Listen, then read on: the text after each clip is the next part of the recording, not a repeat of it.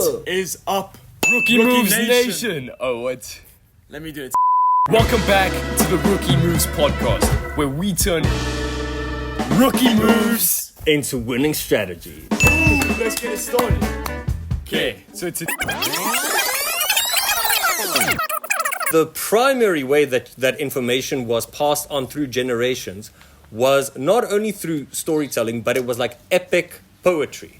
Like you'd use these elements of language, like rhyme, like metaphor, assonance, rhythm, and you encode it in a way that's much easier to pass over because they've got these hooking elements to them. It's not just, well, one day there was nothing and then the other day. No, you learn like this rhythm. There's the epic poem of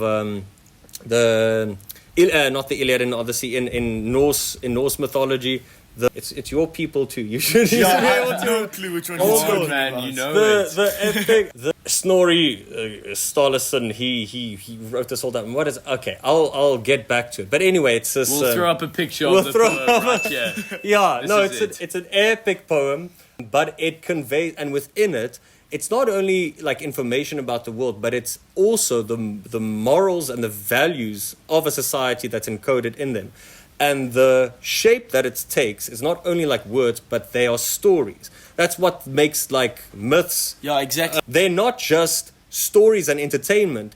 You look at it, and even, that analyze, myths in detail, like how they combine and how they're structured. Like, having the sort of, we were speaking about the roles. I mean, you've got the role of the hero.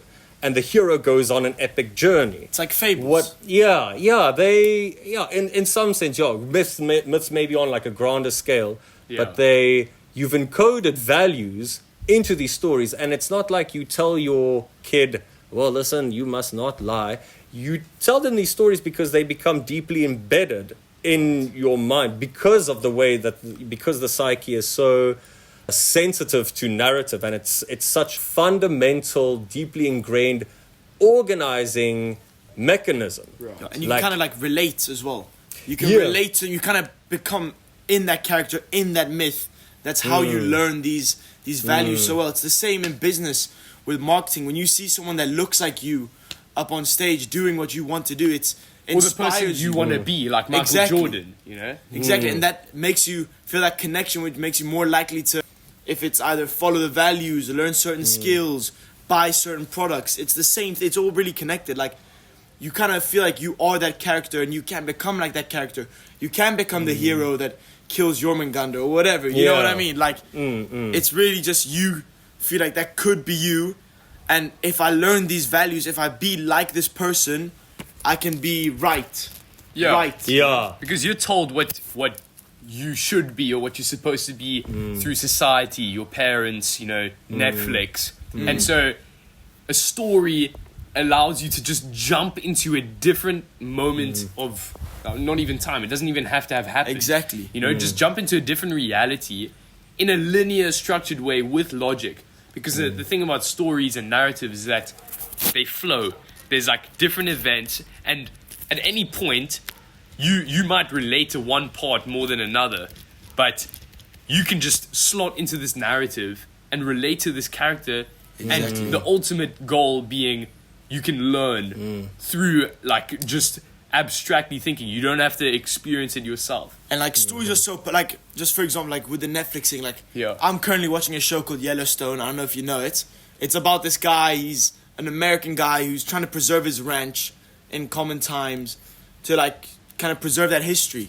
Wow. And sorry, it's not a great explanation. It's not a great explanation of it. Sold it. But just Definitely gonna go watch. I'm watching. no, it's a very nice show. I do recommend it. But just for example, like that story, seeing what he's going through, makes me want to take my wife and children and go buy a ranch. It can really make you feel certain things, especially if you can relate to certain characters. It can make you want something really bad, so much so that you change your ways to fit kind of that character's path. And then you try to raise up a girl and realize you can't Okay, get a wife.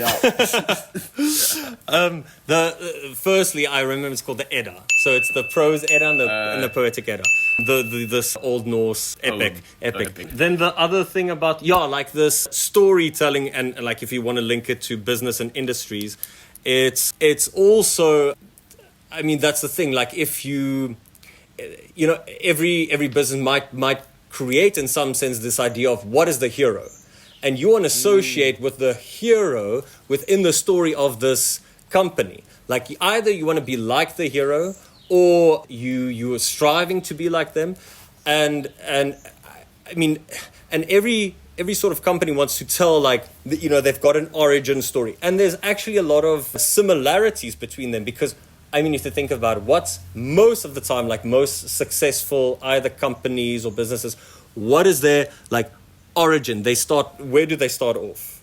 From the ground, from nothing. It's the rag to riches story. Exactly, and that's why people love it so much because there's such a large amount in the rags, and they feel like, okay, if they can do it, I can do it too. Yeah. And that's why you don't see that many stories about these people who come from riches and stick to riches. Which no is one wants to actually how watch it that. works. Most of them Exactly. do work like that. But no one wants to You watch don't- that no 'cause it one doesn't wants to inspire hear you. that. Yeah. Oh, listen, so my dad gave me a lot of money, Exactly. and then I started this company, now it's successful. And now it's successful. And now I also have a lot of money. Who so- wants to buy into that? Because it's Exactly. like, they want something that's like relatable. So because most of the time they want to make a success of themselves, and they feel wherever they are now, they're at the rags end. So they're at the starting point. And like, Yeah. how do they, like, this person can do it, so can I.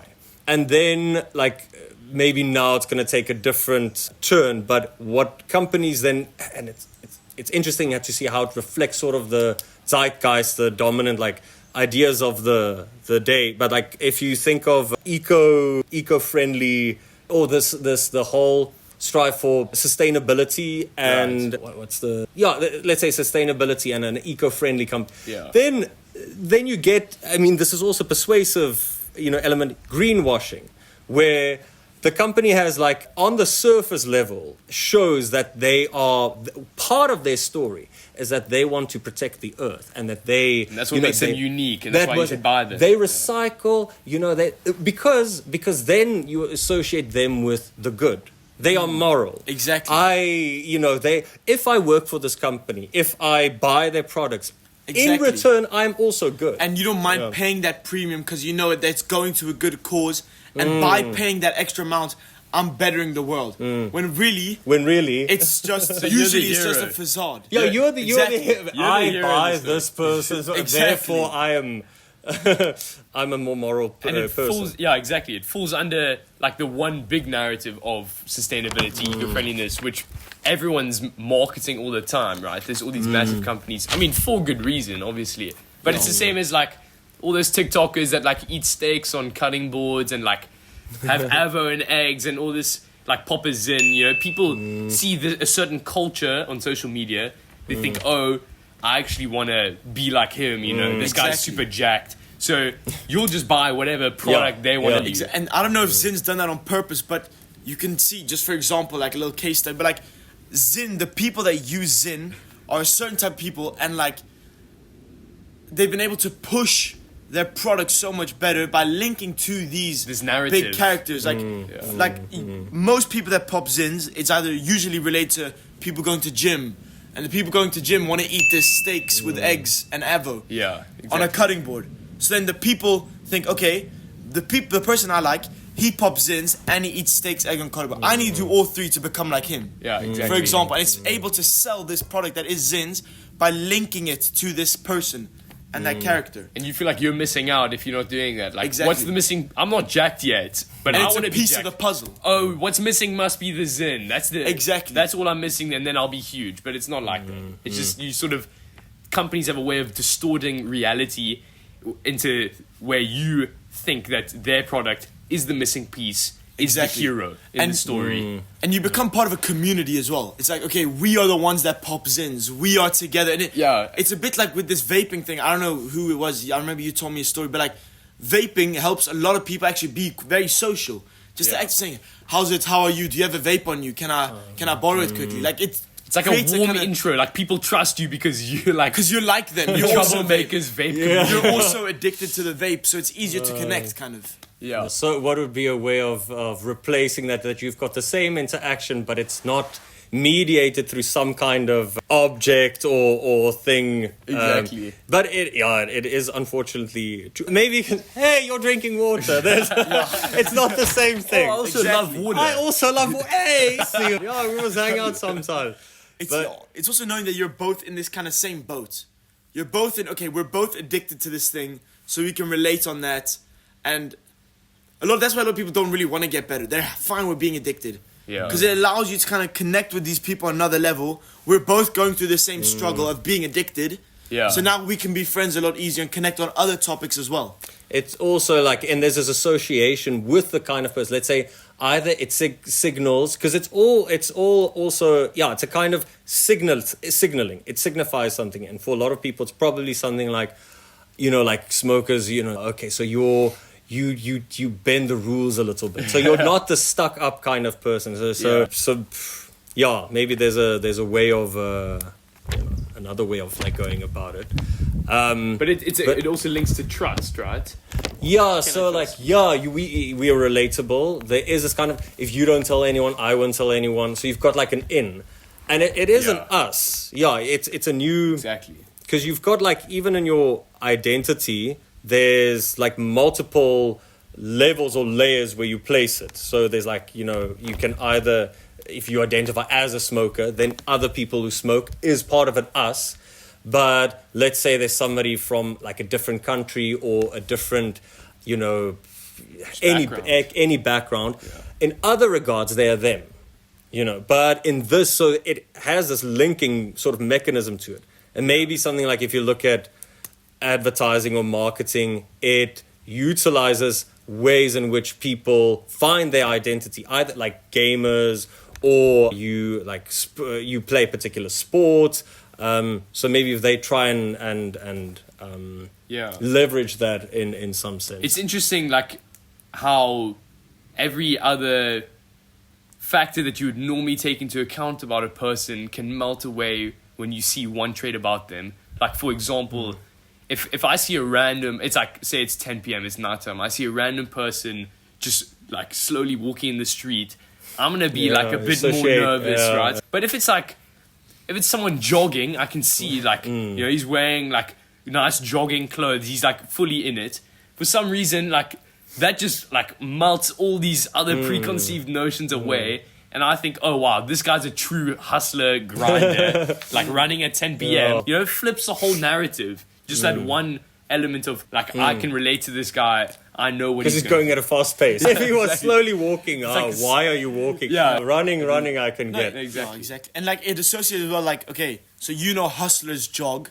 So if he jogs, he must be a hustler. Yeah. And a hustler won't hurt me, so I must be fine. Exactly. Which is interesting. I mean, now that you meant like going back to the syllogism and the logical thinking, that would actually not hold. But people's thinking, that's why you go with like more emotion, because even it doesn't logically make sense. You have these associations. A lot of them are based on stereotypes, and exactly. And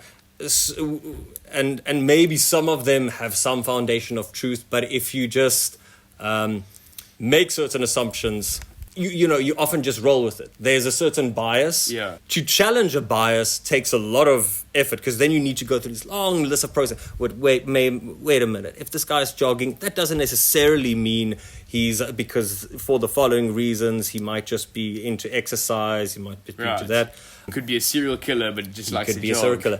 And in the same line of thing, that's the same thing with language generally, is that it is very misleading. I mean, even in certain words themselves. Oh, there's a shooting star. No, it's not.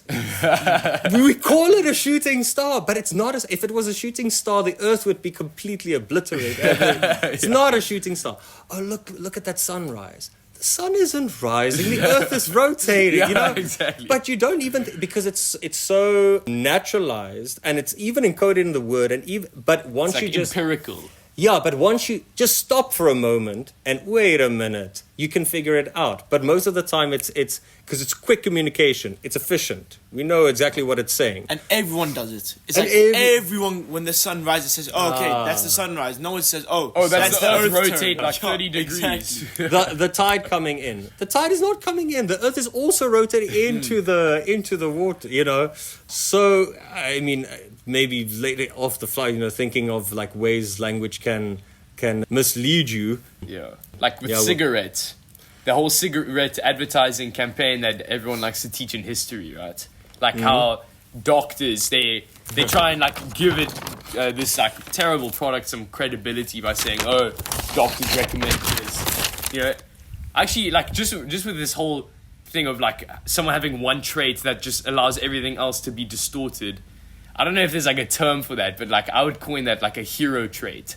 You know, One defining trait that just makes everything else obsolete, and now they are like defined as apex. this. Exactly. You know, I feel like a hero trait would be a cool name because it's like, how can you frame this thing to be the hero of a contextual problem? No matter what their other traits are, Yeah. because they have X, this everything makes else them the doesn't hero. really matter. Yo. Exactly. Could Oh, it- this person's wearing Jordan shoes. They must be a hero in the basketball. No, like, So- yo. Exactly. That's cool. That's the highlighting and hiding principle. Right. Because even like in metaphors, when you use it, like say something like again the immigrants like flooding in, you're highlighting one component of, let's say, a possible movement of what they're doing coming in. Yeah. But the rest, you're not going to think of, oh yeah, there's a whole, you know, array of aquatic animals in the in the immigrants. So that's sort of negated. So you're not mapping that into the whole frame. But if you think of like the hero now, the other parts maybe become just irrelevant, and we're just highlighting certain key principles. But doesn't it also make them like unrelatable if they like Superman he's in popular culture like one of the epic heroes. I mean, Maybe he's the quintessential He's hero. exactly. So and I mean, there've been many heroes that have been passed on, you know, in religious contexts too. Like the whole ultimate, many of these, like the battle of good and evil. Like it is a hero, an agonist, a like quintessential agonist and an antagonist. Yeah. Exactly. But like Superman, he's got like his kryptonite flaw and he's very human, but he's actually too perfect. You can't reach. Nobody can be a. He got serves really- as a point of that's- comparison. yeah. Exactly. That's why, like, Spider-Man, for example, is so relatable. He's a teenager from New York who happened to get bit by a spider, and now he's here. You know, like, he's a lot more relatable. That's why a lot more people like Spider-Man, I think. Exactly. Like, because you kind of can, like, okay, if I get bit by a spider, that's fine. Also the same with Harry Potter. Yeah. He was just a 11-year-old sitting under his under the stairs, and then one day Hagrid comes and picks him up. You know, like it's a lot more easier to relate. But if they started the story with, okay, there's this guy, he nearly got killed, and then he somehow survived, and now he has magical spells. It's so much harder to relate. But because they set that foundation of he's a shy 11-year-old boy who doesn't really know what he's doing. The context. Exactly, and he's like quite humble as well. Yeah. And then I think that's also a trait that is very relatable. Because to a lot people of hate to feel like they're worse than someone. Exactly. So if you start off by saying, look, I was just like you, I was in Yeah. your position, Exactly. and now I'm jacked And all and these hops in. gurus say that. Like every influencer ever says that. Yo, I was like you. Here's how I got. That's why they can sell all these courses and But it's stuff. a good technique because then Exactly. it's like, if you see yourself, like we were saying earlier, then you're like now in listening mode because you see, oh wait, he was like me, but now he's jacked. It's the same with rookie I moves. need to as a buy pod- whatever he's selling, Yo, right? Yeah. But it's the same with rookie moves as a podcast. Yeah. We're starting from the bottom. We're relating with you guys because we are at the bottom, learning from these bigger people. So Yeah. one day we can grow together to become perfect. Perfect. The ultimate perfect. or always in striving. I mean, that's also the other That's thing. Like, the idea. you are, you know, you want to reach gold. You know, it's like this in alchemy, or it's a transmutation, like the whole idea of going towards further and further perfection. You don't quite get there. Yeah. But it's the Like, what is perfect? How long is a piece of string, right? There's always a new moving barrier to be yeah, breaking. or the Exactly. goal is pushed further. Yeah. No, but even but even, I mean, people should also be critical of the way that a hero is portrayed is, it's a mix of things, right? So it's culturally constructed, like it's within a particular, let's say, like this whole jacked kind of guy. And what does he do? What is his hobbies or his interests, like features? So you're building a new concept, and this is like something like the ultimate, let's say, man. Yeah. And what often happens that, you know, I mean, these things have a history, and they are malleable in that the cultures help shape and reshape them. But the danger sometimes, you know, comes in with just accepting you're born into a world, you're born into a culture. There's a pre-constructed ideal of what it is to be either, you know, a good person or like the quintessential man, let's say, or woman. So should I just almost blindly, you know, you see certain features and you say, I want to be like them. But also the reason you want to be like them is because they hold that idea occupies a certain position in the culture. So you've been, in some sense, not enforced, but you've been like the same with things like chasing money. I mean, there's a lot to say about it, but it's also a goal or like a central part of it. You've been of certain ideologies. Yeah, it's built into the ideology. The capitalist system doesn't work if you don't sell money. Like, if you want to be the best kind of person, this is what you need to go for. If you want to be the perfect man, this is what you need to look like.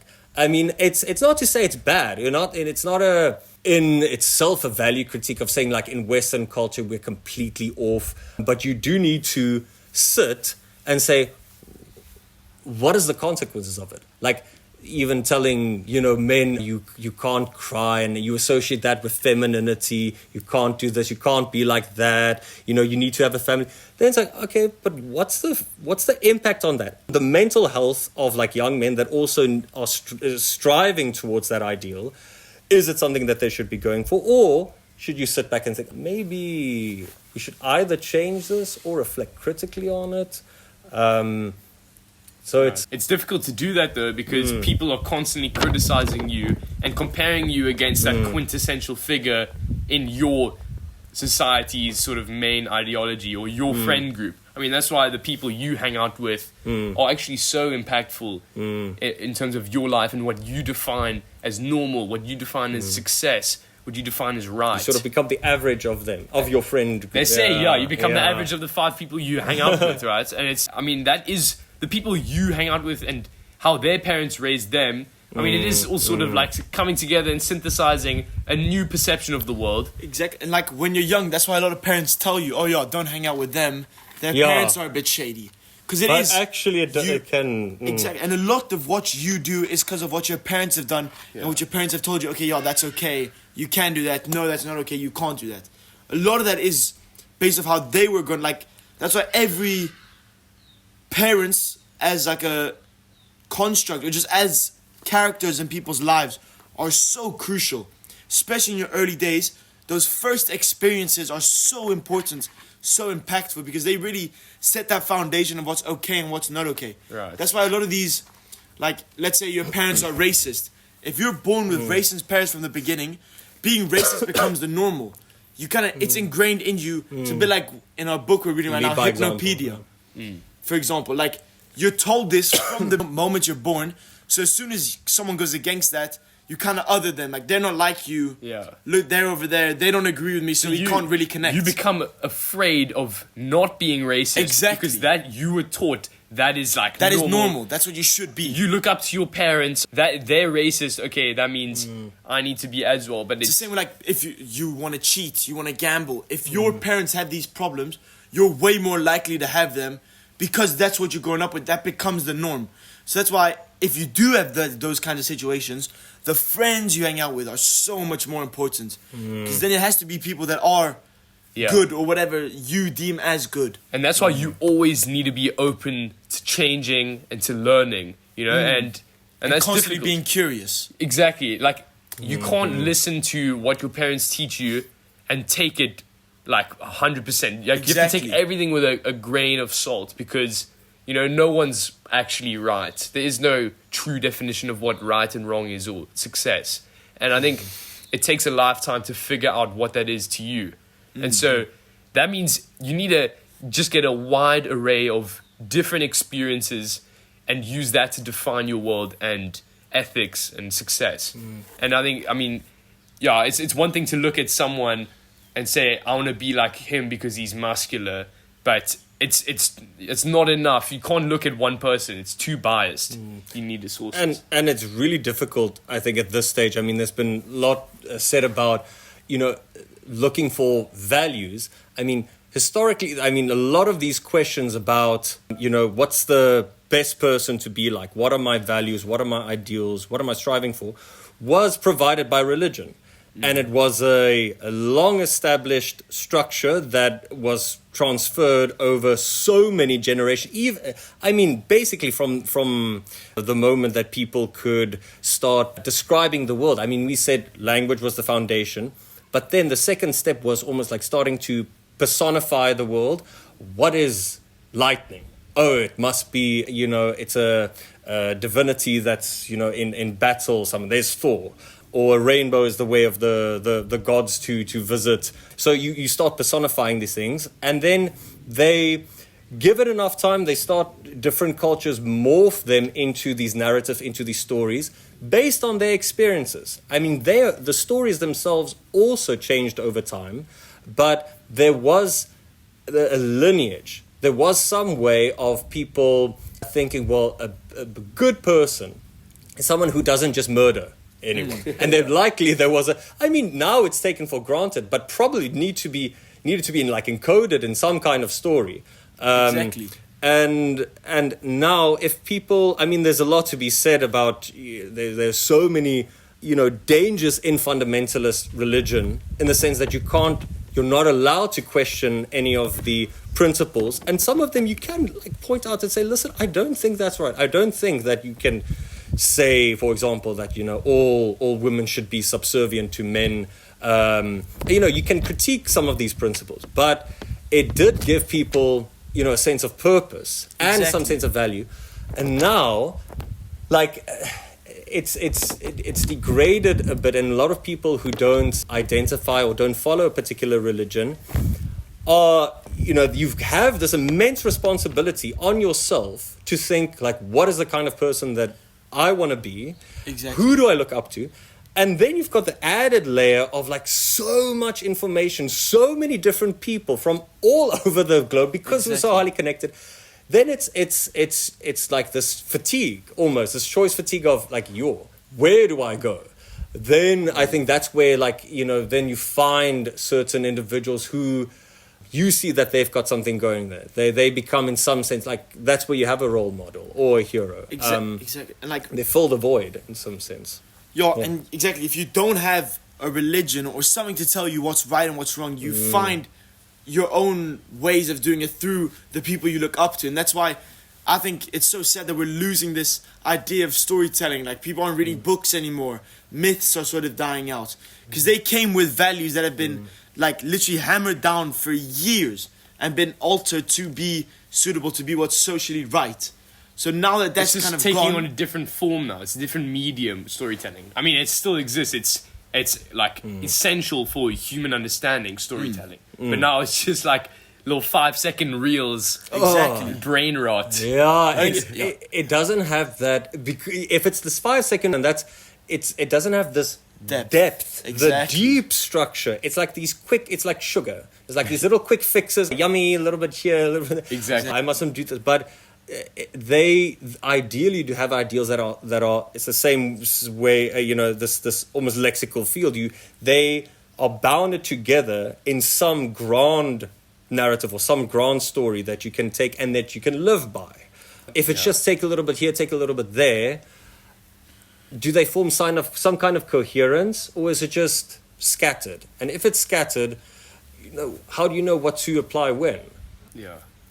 So that is, for each person to sort of, figure out for themselves, unless they've got people that it's the same thing with news. Nowadays, what's going on in the world? well, it's so mediated. The first answer is, I have no idea. That's the first, no idea. But the people who have certain kind of ethos that you can respect, then you say, okay, I'll have a combination of, let's say, somebody like Sam Harris, you like, or a little bit of another view by, what's another, not too keen on Ben Shapiro, but like you get a different points of view and that you can combine them for yourselves. But in other senses, it's so incredibly mediated. You're just basically left with either your algorithms, or if you go and seek out different sources or papers that can sort of guide you. But I think it's very difficult. Before that was, it was a much more neatly packaged. Exactly. You had a culture, you had values. Even if that didn't mean that everyone did exactly the same thing. You have your like deviations from it, but at least there was some kind of structure and coherence to it. Yeah, it was. I think it was much easier to live a few decades ago because, like we were talking about, how there's so much access to information now. Back then, it was more difficult to research new things, get different perspectives and understandings. And so, even in businesses, you would sort of often take on your parents' business. They would teach you how to run it over the years, and then you would take that and then pass on the family business. It was just like a very like singular way to live. Like your path was almost defined for you. Whereas now, like we were saying, you have the burden of choice. Exactly. You have to choose what really is your purpose, and it's difficult. And also, like, choose what's right and what's wrong. Now we have so many different inputs, especially now with the increase of reels and scrolling and this short form content. You have thousands of different options of what could be right and what could be wrong. Everyone coming from their own community. It's like nearly impossible to decide, okay, what is right and what is, especially now with the decrease in just religion and religious people, more people becoming atheists and kind of doing their own thing. It's so much harder to really determine what's right and what's wrong, what path people should take. And that's why you see people are like 35 and they're stuck. They don't know what to do. They have no family, no life. They like struggle with work, still behind on rent. Like, it's just so much harder to have a general life path because you have millions of different people telling you what's right and what's wrong, what you should do, what you shouldn't do. Yeah. So it makes it so much harder to make a coherent kind of line to walk down. And the thing is, like, if people act like they know what they're doing, like, they're ultimately lying. Because everyone, like, struggles with that question of, what am I doing here? Why am I here? And that's why we have this tendency to pin these heroes in our lives. Like, we need an understanding of what is good, what is the character of a good person, how, and then so that they can strive towards that. Because if you don't have an anchor, you're going to be floating around. I say anchor, you say like hammer down, we're talking like metaphorically, like. No, but it doesn't mean that you're strapped to the anchor. It just means that there is a tie to an anchor, so you can still move around. Yeah, exactly. You're not like, you're not stuck in there, but it does, if you feel a bit lost, there's some rope to pull on. Exactly. I can find my way back. And I know what's fundamentally in my eyes, what's right and what's wrong. And like a kind of, something just to like fall back on when you don't know what to do. Yeah, your moral system. If you at least have some kind of, like, I think what a lot of people seek, and say a lot, actually most people seek, or just somewhere, a little bit of confirmation that you are in some way on the right path. Either an affirmation, confirmation, something from either the people around you or from the universe. Let's say it's feedback. Basically, that's people it. Need that. You need feedback, and I think with a lot of people, it's maybe they're not getting the kind of feedback that they either want, and maybe you can interpret that in the sense of saying, okay, well, that means you are not on the right path, so you need to change a bit until you find, in some sense, a positive affirmation, like, okay, this is where you should be going. And again, there's like the part of these myth structures, like the hero's journey is basically always being on a path of uncertainty. So in some sense, it's also, I mean, the many, what's any hero's journey is that they find themselves in a space of calmness. What's another word? There's not satiation, but there's equilibrium. Right. So this is how things are, equilibrium. And then if they just stay there, fine, it can be comforting, they find their rhythm, their sort of daily habit. Their normal. Yeah. And then you can continue in that sense. Or there's the call to adventure. Then it means you break the equilibrium, but that means that you're going into the unknown. You're going into the uncertainty. And uncertainty is probably where you would find that's risk. Right, so it's uncertain because you have a lot to gain in that, and you can almost say it in this. It's like order and chaos, and if you go into in this time of uncertainty, that's also where a lot of the growth can occur. If you stay where you are, sure, but to live a human life, which is essentially one of constant uncertainty, because there is no. I mean, you can fall back on a guidebook like a religious text to say this is where I find my certainty. But if that's not your then that's going to be a fundamental characteristic of living life is you don't know. So I might as well follow where I feel like my instinct is driving me. And then it's uncertain. I don't know. But maybe that can at some stage give you some kind of feedback. Yeah, I think if not, you just carry on. Feedback, it's actually essential. I mean, for marketing as well. People constantly crave confirmation, and so because feedback and confirmation equals certainty, security, and ultimately survival from a natural standpoint. And so, if you have someone that confirms your thoughts about the world, that's a comforting as a human, because then you can think, okay, my stance is secure. It's for familiarity. Yeah. But that's when it becomes dangerous, because then you start to form these echo chambers and confirmation biases, where you just go to people that tell you the same thing over and over, and it's sort of this, if your assumption is wrong, it becomes a doom spiral of just untruth. That's why you need people to go against your views and have a kind of a smorgasbord of people. So they're not all from the same background, from the same community. And that's one of the blessings with how connected we are just as a world, really. The whole earth, you can text someone in India, USA, and China all at the same time, all with their own views.